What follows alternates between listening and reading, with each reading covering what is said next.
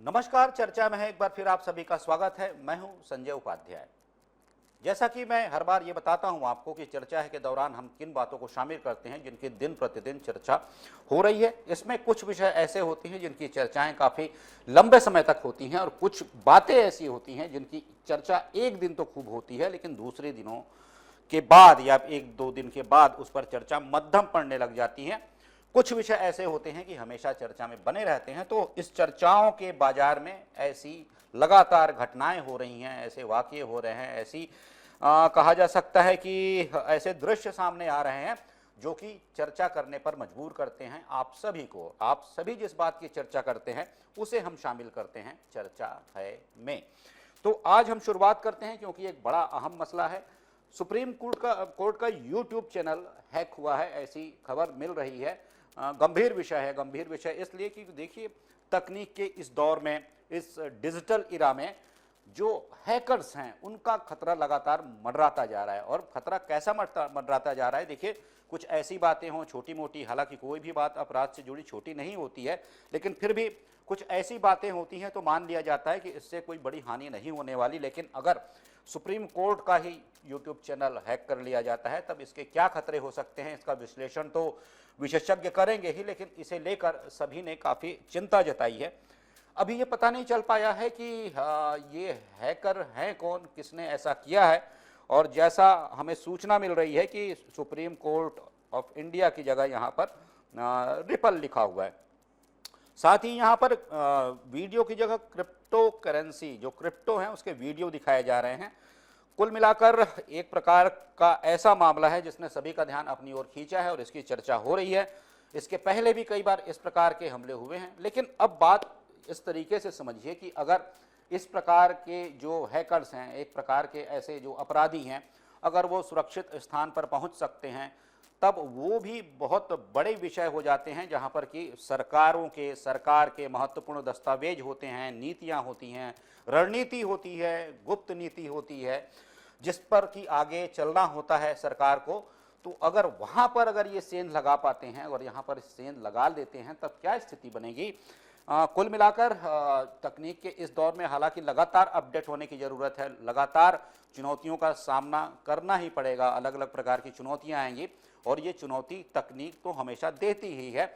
और हैकर्स भी कहा जा सकता है कि उसी तकनीक से वो खेलने वाले लोग होते हैं जो खेलते खेलते अपराध की दिशा में आगे बढ़ जाते हैं और ऐसा करके वो अपराध को जन्म देते हैं। निश्चित रूप से यही चिंता का एक बड़ा विषय बना हुआ है जिस पर कि चर्चा है में हम बात कर रहे हैं। और ये जो पूरा मामला होता है जिस पर कि जो जांच एजेंसियां हैं वो लगातार कार्रवाई करती हैं, लेकिन ये पता लगा पाना बड़ा कठिन होता है जब तक कि कोई इसकी जिम्मेदारी न ले। ये बिल्कुल मानिए कि स्पष्ट रूप से ये पता लगाना, जिसे एग्जैक्ट फिगर बोलते हैं, एग्जैक्ट लोकेशन बोलते हैं, पता लगा पाना मुश्किल होता है कि कहाँ से हो रहा है, किसने किया है, क्योंकि वैश्विक स्तर पर इस तकनीक ने इतना बड़ा मकड़जाल बुन रखा है, इतने बड़े तंत्र विकसित कर रखे हैं कि उन तक पहुंच पाना कभी कभी मुश्किल हो जाता है। कई प्रकार के जो फ्रॉड हो रहे हैं, कई प्रकार की जो धोखेधड़ी के मामले सामने आ रहे हैं, वो भी तकनीक से जुड़े वही मामले हैं जहां पर कि ये जो अपराधी मानसिकता के लोग हैं, जो तकनीक की अच्छी खासी जानकारी रखते हैं, जो सिस्टम की अच्छी खासी जानकारी रखते हैं, वो इसका गलत इस्तेमाल करते हैं और कई लोग इनके चक्कर में आकर, इनके फरेब में आकर शिकार बनते हैं। कभी कोई पैसे गंवा देता है, कभी कोई जीवन गंवा देता है, कभी कोई परिवार कहा जा सकता है किसी का परिवार समाप्त हो जाता है, परिवार खत्म हो जाता है, तो किसी की जिंदगी चौपट हो जाती है। कुल मिलाकर ये जो तकनीक है, तकनीक के विकास के साथ साथ तकनीक की सुरक्षा और साथ ही साथ लगातार इसमें नवाचार, इसे अपग्रेड करना, इसके कैसे सुरक्षित रखा जा सकता है, इस पर विमर्श करते रहना और इसकी भी खोज करना, ये भी काम होता है, एक दायित्व होता है सरकारों का, जिस पर कि सरकार आगे चल रही है, करती भी है। हर चुनौती से सरकार निपटती भी रही है। और भी ऐसे पहले मामले आए हैं। 2018 में भी कुछ इस प्रकार के दृश्य सामने आए थे, कुछ इस प्रकार की घटनाएं सामने आई थी जब ये ऐसी घटना कभी घटी थी। अब हम बात करते हैं जिसके कि लगातार चर्चा बनी हुई है। चर्चा तब से बनी हुई जब से आंध्र प्रदेश के मुख्यमंत्री चंद्रबाबू नायडू ने एक बात कही, उस बात के बाद जो सनातन अवलंबी हैं, जो कहा जा सकता है कि भगवान के दरवाजे पर जाते हैं, तिरुमला जाते हैं, भगवान वेंकटेश के दर्शन करने जाते हैं और जब प्रसादम वहाँ ग्रहण करते हैं, प्रसाद जब ग्रहण करते हैं, तो उस पर जब ऐसी बातें सामने आती हैं, आस्था को बड़ा चोट पहुँचता है। देखिए, कोई भी धर्म हो, सबकी अपनी रीति नीति होती है, सबके अपने कुछ निषेध होते हैं, सबकी कुछ अपनी मान्यताएं होती हैं, सब में कुछ अच्छे और बुरे जो तत्व हैं, जो माने जाते हैं धर्म की ओर से, वो होते हैं।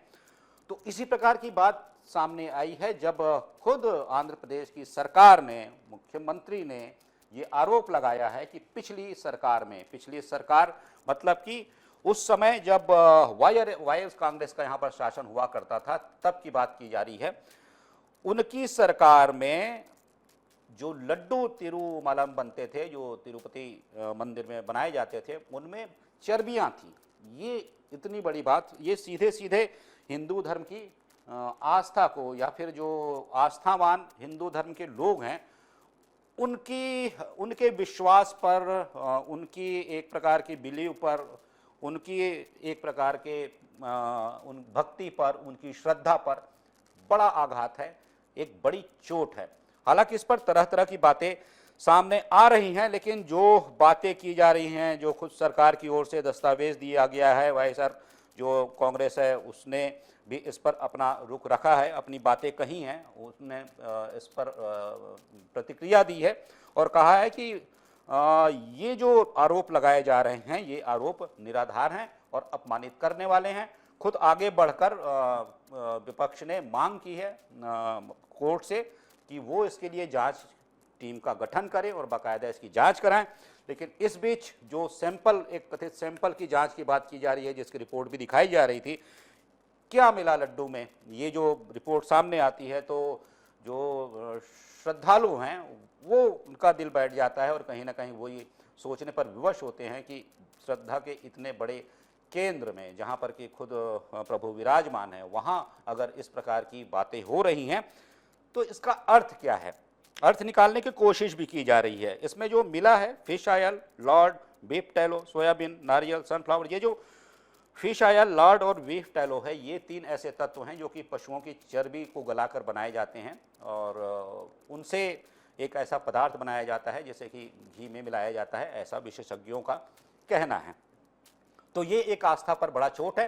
अब देखिए, बात निकलती है, बात आती है और ये बात छोटी नहीं है, बहुत बड़ी बात है, क्योंकि ये सीधे सीधे आस्था पर चोट है और आस्था पर चोट माना जाता है, कम से कम जो विकासशील देश होते हैं उनमें माना जाता है कि वहाँ आस्था पर चोट एक बहुत बड़ा विषय होता है और वो पूरे जनमानस को झकझोर देता है। हालांकि अभी भी इस पर जांच की बात कही जा रही है, कोर्ट ने एक दिन भी तय किया है जब उस पर ये सुनवाई करेगा कोर्ट।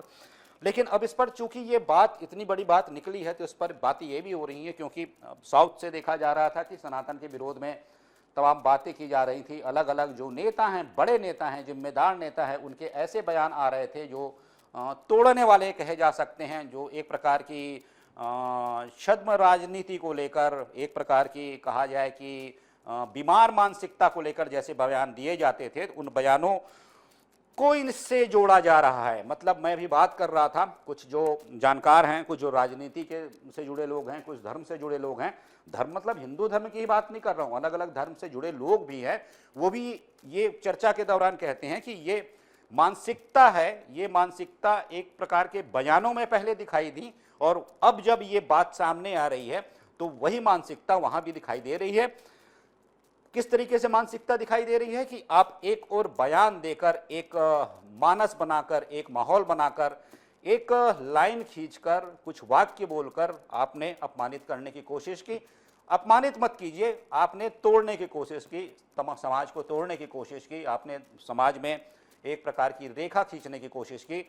और दूसरी ओर ये जब विषय आ रहा है तो फिर सीधी सी बात है कि आपने इस बार छुप कर आस्था पर चोट करने की कोशिश की। हालांकि ये तो बयान है जो सबके आ रहे हैं, मैं आपको उनके बयान का ही लब्बो लुआब जो एक सार है वो बता रहा हूं। लेकिन अब जब जांच होगी इस विषय पर, जांच के बाद क्या निकल कर आता है और क्या कुछ सही मिलता है, क्या कुछ गलत मिलता है, ये तो आने वाले दिनों में है, क्योंकि मामला कोर्ट में अब जब चला गया है, सरकारें भी इसकी जांच करवा रही है। तिरुपति में भी जो घी की सप्लाई होती है, वहाँ पर जो आपूर्ति की जाती है घी के, उसके लिए भी निगरानी के लिए भी, उसकी गुणवत्ता तो मत कहिए, उसकी पवित्रता की निगरानी के लिए एक कमेटी भी बना दी गई है। अब देखना होगा कि जब पूरी जांच होती है, कोर्ट में विषय जाता है, जब इसकी सघन और सूक्ष्म जांच होती है, तब क्या निकल कर आता है। लेकिन अभी ये विषय बड़ा बना हुआ है जिस पर कि लगातार चर्चा हो रही है, इसलिए ये विषय हम आपके सामने रख रहे हैं। तिरुपति मंदिर के लड्डू में जानवरों की चर्बी और मछली की तेल मिलने की खबर जो सामने आई है, ये आश्चर्य करने वाला खबर है। इस पूरे मामले की जांच होनी चाहिए और जो भी दोषी है उस पर कड़ी से कड़ी कार्रवाई की जानी चाहिए। ये कहीं ना कहीं हमारे भावना को, हमारी आस्था को चोट करने का षड्यंत्र नजर आ रहा है और इसकी जांच के बाद ही सारी वस्तु स्थिति सामने आएगी और जो भी दोषी हो इस पर कड़ी कार्रवाई होनी चाहिए। देखिए, एक बड़ी बात ऐसी होती है, वो बात कहीं ना कहीं आघात पहुंचाती है, मन को आघात पहुंचाती है। इस बात पर प्रश्न खड़ा करती है कि आखिर जो घरों से संस्कार मिला करते थे, जो परिवारों से संस्कार मिला करते थे, वो कहाँ चले गए, कहाँ खो गए। जो संयुक्त परिवार में एक परिपाटी बनी रहती थी, अनुशासन का एक स्तर बना होता था, अनुशासन की पद्धति बनी रहती थी, अब वो कहाँ चली गई। कुल मिलाकर हम जब देखते हैं आज के परिवेश में, मैं सिर्फ जनरेशन की ही बात नहीं करूँगा, क्योंकि एक जनरेशन से दूसरे जनरेशन के मतभेद, मतभिन्नताएं हमेशा होती हैं, वो आगे भी रहेंगी। मैं बात करता हूं कि इस सोच में, अगर सोच में सकारात्मक अंतर हो, तब इस जनरेशन गैप जिसे कहते हैं, उसे माना जा सकता है, स्वीकार किया जा सकता है कि आने वाली पीढ़ी आपसे ज़्यादा जानती है, आपसे बेहतर विकसित तकनीक का उपयोग करती है, आपसे बेहतर पढ़ाई करती है, ठीक है। लेकिन जब यह विरूपता में, विकृति में दिखाई देने लग जाए, तब आप क्या कहेंगे। ये जो नाइट कल्चर है, रात को आप देखिए, अब जगह जगह देखिए, सरकार ने शराब नीति बनाई है। शराब नीति के जरिए सरकार ने ये कोशिश की है बनाकर कि साधा जाए, शराब की बिक्री को हतोत्साहित करने के भी कुछ नियम बनाए गए हैं। उसके साथ ही साथ कुछ अहाता व्यवस्था, ऐसी भी कुछ व्यवस्थाएं होती हैं जिस पर कि लगातार चर्चा भी होती रहती है। लेकिन अब जब ऐसी स्थिति देखने को मिलती है कि जगह जगह शराब, मैं आज की ही बात नहीं कर रहा हूं, मैं कह रहा हूं ये दृश्य वर्षों से हम देख रहे हैं, जब जगह जगह शराब की अवैध बिक्री होती है, जगह जगह शराब के, कहा जा सकता है, अड्डे खुले ऐसे मिलते हैं, जब जगह जगह ऐसी शराब के ऐसे झुंड बने दिखते हैं, आप निकल जाइए देख लीजिए। इसके साथ ही साथ आप देखिए, जब रात को आप कभी निकल जाइए, देर रात आप निकलिए, तब आप देखिए कि वहाँ पर कैसी शराब पीने वालों की और शराब से मदहोश हो जाने वालों की, या फिर शराब से बेसुध हो जाने वालों की स्थिति होती है। और कहीं ना कहीं विद्वान मानते हैं, विद्वजन मानते हैं, विशेषज्ञ मानते हैं कि बढ़ते अपराध का ये भी एक कारण है। नशे में बेसुध होकर आदमी ऐसी आपराधिक घटनाओं को अंजाम देता है। तो इस पर आवश्यकता हमेशा से महसूस की गई है कि इस पर सरकारें कड़ा एक्शन लें। मैं ये नहीं कहता, या फिर विद्वान जो विशेषज्ञ वे नहीं कहते कि उन्हें आप जेल में डाल दीजिए, लेकिन इसके लिए जागरूकता की आवश्यक है। ऐसे लोगों से लगातार बातचीत की आवश्यकता है, उन्हें समझाने की आवश्यकता है और एक व्यापक व्यवस्था निर्धारित करने की आवश्यकता है, ताकि इस प्रकार की घटनाओं में कमतरी लाई जा सके, इस प्रकार की घटनाओं में कमी हो सके और ये घटनाएं कमी ही क्यों, आने वाले दिनों में रोकी जा सकें। तो इस ओर भी ध्यान देना होगा सरकारों को, सरकार को। ठीक है, अगली खबर की ओर हम बढ़ते हैं जिसकी चर्चा हो रही है। अब देखिए, जिसकी चर्चा हो रही है, लगातार चर्चा हो रही है जब से राहुल गांधी विदेश के दौरे पर हैं, अमेरिका के दौरे पर हैं, जब वो जो भी बात कर रहे हैं उसे लेकर लगातार चर्चा की जा रही है। जो यहाँ पर भारतीय जनता पार्टी सहित जो विभिन्न दल हैं, वो ये कह रहे हैं कि राहुल गांधी जब भी बाहर जाते हैं, विदेशों के दौरे पर होते हैं, तब देश को अपमानित करने का काम करते हैं, देश के खिलाफ अमर्यादित भाषा बोलते हैं, देश के नेताओं के खिलाफ, देश के जो संवैधानिक पदों पर आसीन लोग हैं उनके बारे में अनर्गल बयानबाजी करते हैं, जो देश की संवैधानिक संस्थाएं हैं उन पर वो सवाल उठाते हैं, और सवाल ही नहीं उठाते, उन्हें वो दोषी बताते हैं, कुल मिलाकर निरंकुश बताते हैं। तो इससे क्या होगा अगर विपक्ष का एक नेता जाकर दूसरे देश में ये बात करेगा, तो क्या मानस बनेगा, क्या जनमानस बनेगा, क्या विचार निकलेंगे और क्या विचार पहुंचेंगे लोगों के बीच। ये एक विषय था जिस पर कि लगातार चर्चा हो रही है, और इसी पर आगे बढ़ते हुए अब नेता प्रतिपक्ष राहुल गांधी हैं, उन पर एफआईआर दर्ज किया गया है, फर्स्ट इन्वेस्टिगेशन रिपोर्ट एफआईआर दर्ज की गई है।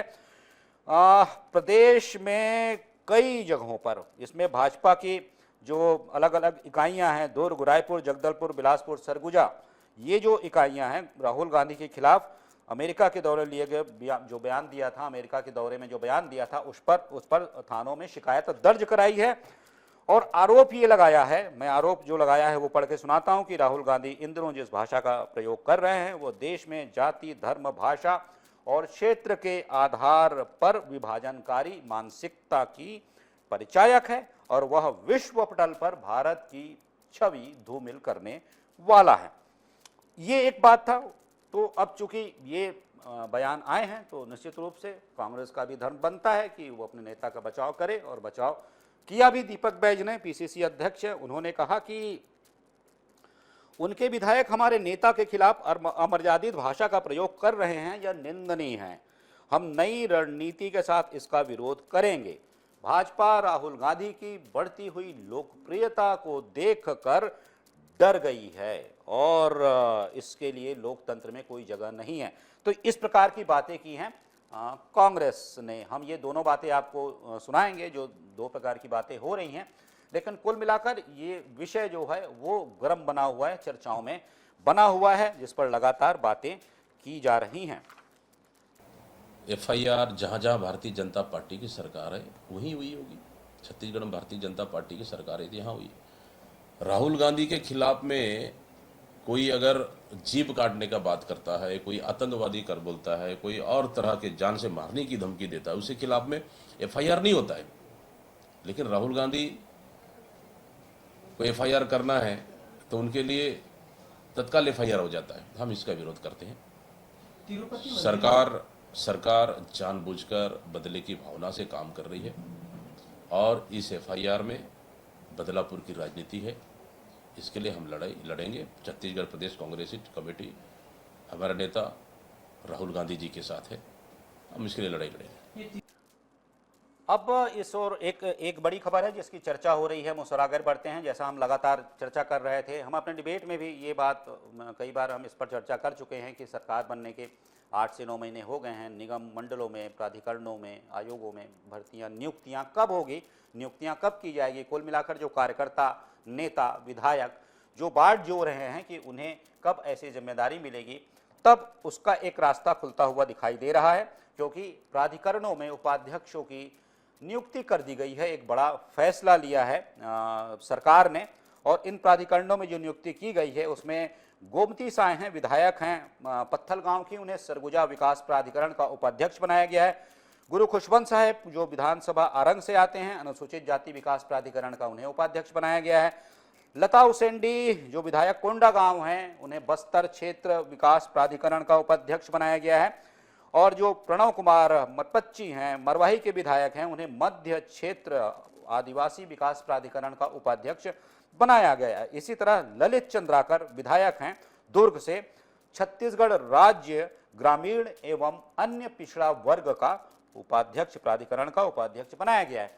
देखिए, उपाध्यक्ष की व्यवस्था भी शुरू हुई है। पिछली सरकार में मुख्यमंत्री ही अध्यक्ष हुआ करते थे, अब मुख्यमंत्री ही सारे प्राधिकरणों के अध्यक्ष रहेंगे। पहले जो मैं बता रहा हूं कि जो पहले जो सरकार थी उसमें मुख्यमंत्री अध्यक्ष नहीं हुआ करते थे, बल्कि वहां से जैसे ये उपाध्यक्ष की जैसे सूची आई है, वैसे अध्यक्षों की उन क्षेत्रों से सूची आती थी, और वहां के नेताओं को, विधायकों को, जो बड़े नेता होते थे, उन्हें ये जिम्मेदारी दी जाती थी प्राधिकरण के अध्यक्ष के रूप में।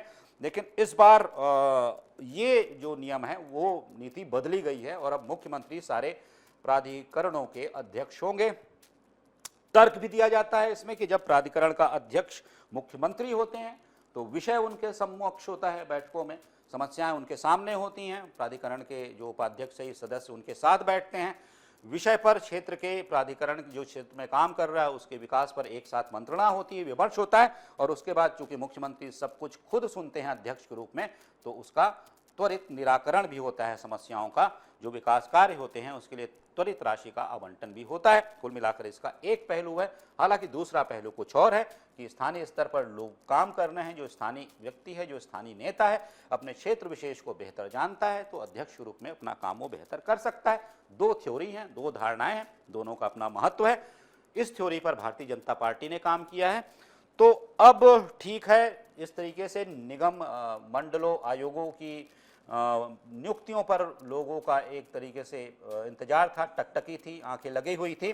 लेकिन जब प्राधिकरणों की नियुक्तियां हो गई हैं तो लोगों में एक आस फिर जागी है, मतलब भारतीय जनता पार्टी के उन नेताओं में फिर से आस जागी है कि अब जल्द ही इन स्थानों पर भी, निगम मंडलों में भी, आयोगों में भी नियुक्तियां जल्द होगी, क्योंकि सरकार ने इस ओर अपना कदम बढ़ा लिया है।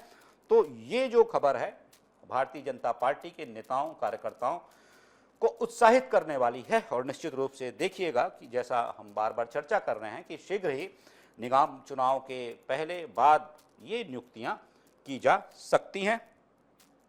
तो आज की चर्चा में सिर्फ इतना ही। किसी महत्वपूर्ण विषय पर फिर हम आपके साथ हाजिर होंगे, आपके सम्मुख उपस्थित होंगे और बात करेंगे उन बातों की जिनकी चर्चा है। तब तक दीजिए आज्ञा। नमस्कार।